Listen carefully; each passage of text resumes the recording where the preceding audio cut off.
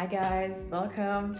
I came back from Thailand. The first time I visited was actually in 2018. This time was the second time. Even now there were some things that I thought, oh, I should definitely do that differently next time I visit. Those are things that I really wanted to share with you and the things that you need to know before you travel to Thailand.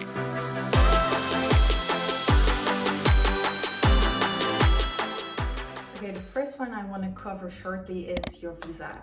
This is different per country, but for example, for the Netherlands, when you enter Thailand, you are not required to have a visa.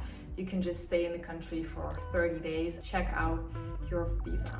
Second one is your SIM card, because I can imagine you need to have a SIM card to stay connected in Thailand. It can be to social media, to look up places, use Google Maps. You would need to have a SIM card. When you enter the airport, you have the option to buy a SIM card at one of those stations. Don't do that, because here you will pay 1,000 baht for your SIM card. When you go directly to the shopping malls and you enter one of the providers, you will get even more data for only 250 baht, which is like 4 times less. And this is a mistake we made the second time. Cash money and ATMs. So there are a couple of banks, ATMs, like you can recognize them by their color, and the ATM fees are high. Like every time you wanna get some cash money out of the ATM, I think you pay around 200 baht per time you do that. And the conversion rate of like your currency to baht is also not the best. So I would recommend, if you do want to get cash, try to have cash before you enter Thailand, or go inside one of the banks and bring your passport and you can get cash there. Or the one that we found was the purple one, purple ATM, and this one had the best conversion rate. Keep in mind, at a lot of places you can pay by card, so we prefer to have less cash. Outside of the city center, it's definitely recommended to have cash on you, so keep that in mind. Okay, so you've entered Thailand and now you want to know where to stay. So a couple of tips here. There are a couple of platforms where you can rent, obviously. Booking, Airbnb and Agoda. And the first time we used a lot of Airbnb to find more of the cool and luxury places on Airbnb for just like less. But I have to say, I would definitely recommend Agoda or Booking, because you can find the best rates here. And I noticed that Agoda usually has lower rates and know the areas you stay in. So do a little bit of research, because every time we were in Bangkok, we discovered different areas. So for example, you have the area around Khao San Road or Chinatown, and it's so different. Like the experience you have here is so different than when you were staying around the BTS. And even there you have so many different areas, or enjoy Thailand as you would based on your preferences.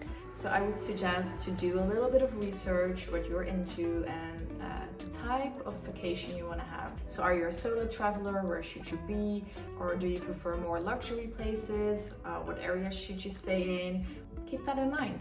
Another one is the season you travel to Thailand. So there are 2 seasons, dry season and rainy season. And I have to say, every time I went to Thailand, it was around rainy season. So the first time was around May and the other time was in October. And I have to say, the first time I traveled, we had a lot of rainy days. Obviously this will differ every time, or we weren't able to go into Khao Sok, for example.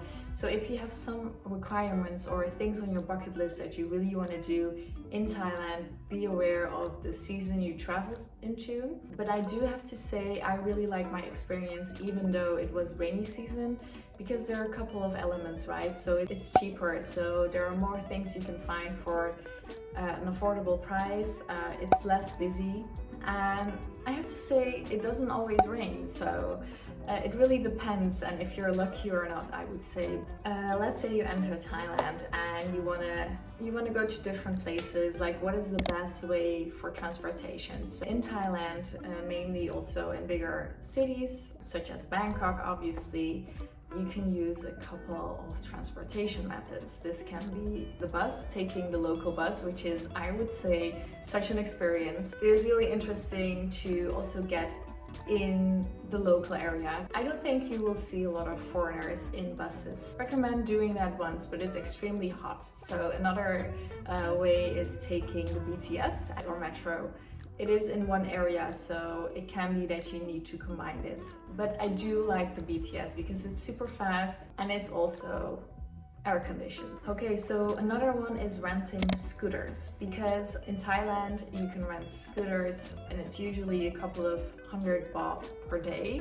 For this you do need to have an international driving license, because if you get stopped by the police and they see you don't have an international driving license, then you can get fined for this. But up until now we didn't have an international driving license, we just had our regular ones that we use in Europe or in your own country, and you can just easily rent one with this. I would say do wear a helmet, because we also got into an accident the first time, so be very cautious and careful when you drive, but it is a good way to be mobile, to go places, especially if you're on an island or if you're in a less busy village or place within Thailand. Okay, the next one, another way to travel through Thailand is taking the plane, night bus or the night train. It depends on your budget and on the stay.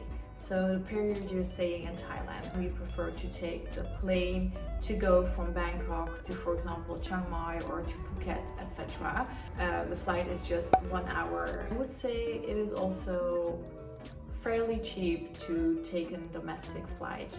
Now let's get on to food. When you come to Thailand, I can imagine you want to try Thai food. So Thai food you can find within shopping malls, where you have the food corners with a lot of Thai dishes that you can try for a fairly low price, but also at night markets. So street food, night markets, a lot of local Thai people who are preparing food, etc. And it's such a unique and nice experience, but also such a cool way to experience their cuisine and eat how the locals eat, and it's extremely cheap. So that is it about Thai food. Another one is 7-Eleven and supermarkets. If you want to have an actual supermarket, you usually need to go inside a shopping mall, and usually on the ground floor they have gourmet market or another one, but it's huge. The assortment they have and the things they offer there, it is insane. It is really nice. So if you're looking for anything, you can go to a supermarket in a shopping mall, but obviously they also have 7-Elevens almost at every corner of the street. It's a really nice and convenient way to just go in, grab your necessities, food, water, pre-made food especially. I think we had a lot of sandwiches that you can heat or fruit. It is the best. So 7-Eleven is your place to go. Next one is elephant tours, because I know a lot of people come to Thailand, they want to experience like the activities you have with elephants, but do your research, because it's so sad to see what's happening to the elephants, especially the ones who are just standing like next to a road, who don't have water, who look exhausted. It is like people go to those places, take a picture, even ride with them, etc. But do your research when you do your elephant activities. We visited one in Chiang Mai. It was a sanctuary. Ask critical questions to test and see if it's like, if they take care of their elephants, and what their story is. Be responsible as a tourist before going there. And the last one are some of the most important things, the most mainstream things for Thai people, also things that you should know when you visit. The king is extremely important. It was a very beloved king, and I think he also did a lot of good things for the people there. Be very careful and also do not speak of the king. Another thing is drones. If you want to bring a drone into Thailand, it is actually prohibited. When you enter Thailand, you need to register your drone, and you can only do that within Thailand. I think you can even get to jail for this, so also be very careful with that and do your research before you bring one into Thailand. Another one I think you should know are scams, because as a tourist you get scammed a lot. I would say in almost every country,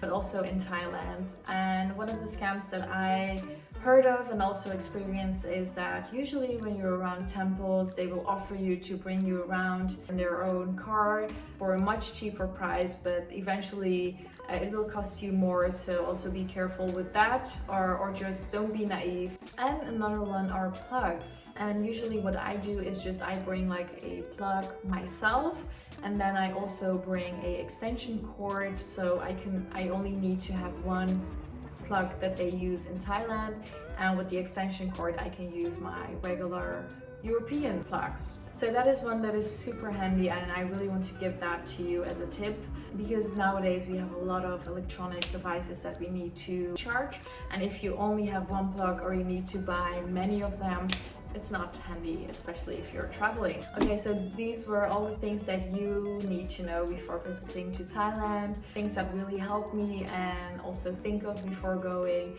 Thank you for watching, and I'll see you in the next one.